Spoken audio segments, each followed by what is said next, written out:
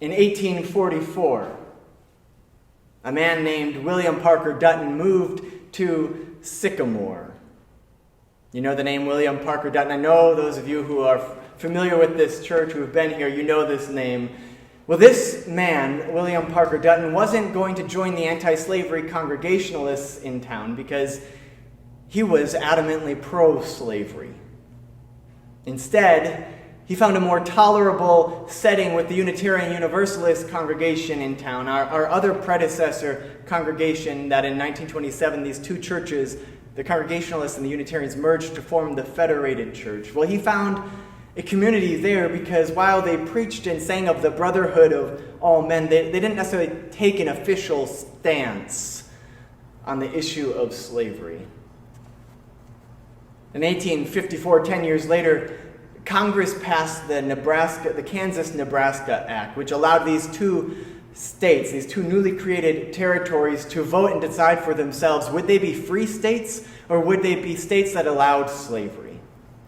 Of course, intense debate engulfed the nation, cities across the country, including right here in Sycamore, where the local abolitionists sought to advance their cause. Now, frustrated by all of this, Dutton decided that he was going to head west to witness things for himself. He was going to bring back a first-hand report of the folks actually on the ground and lend his hand to the cause. He arrived intending to do just that, to give his hand physically to advance slavery, when something completely unexpected happened to him. As he arrived and witnessed the violent tactics of pro-slavery advocates against those who wanted their state to be free, against freedom fighters, and when he saw with his own eyes the inhumane treatment of the black people there, he had a sudden and utter change of mind and heart. So Dutton quickly returned to Sycamore with that first-hand report, just not the one that he had set out there intending to bring back. See, he was now an abolitionist. And he paid the price, losing his federal job as the postmaster, for this act of repentance, for this willingness to have his mind and heart change and his actions follow. And in fact, 3 years later, he was so committed to this new cause of abolition. 3 years later, he moved to Kansas to lend his hand to the fight against slavery.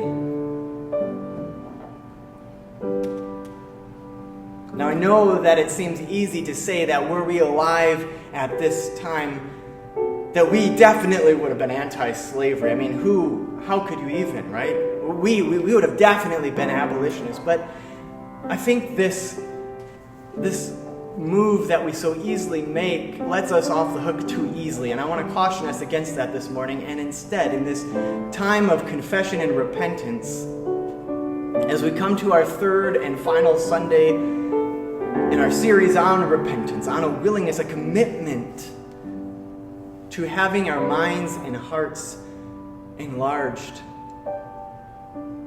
changed,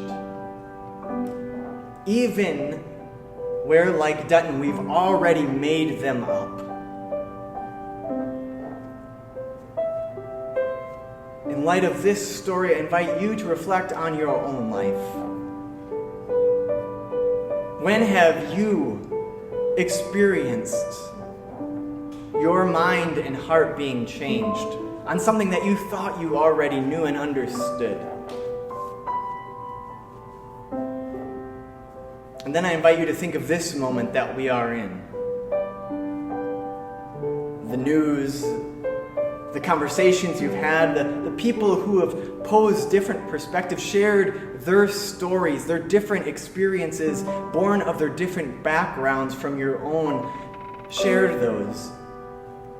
And as you think about all of these, how might God be calling you to repentance today? To a change of mind and heart,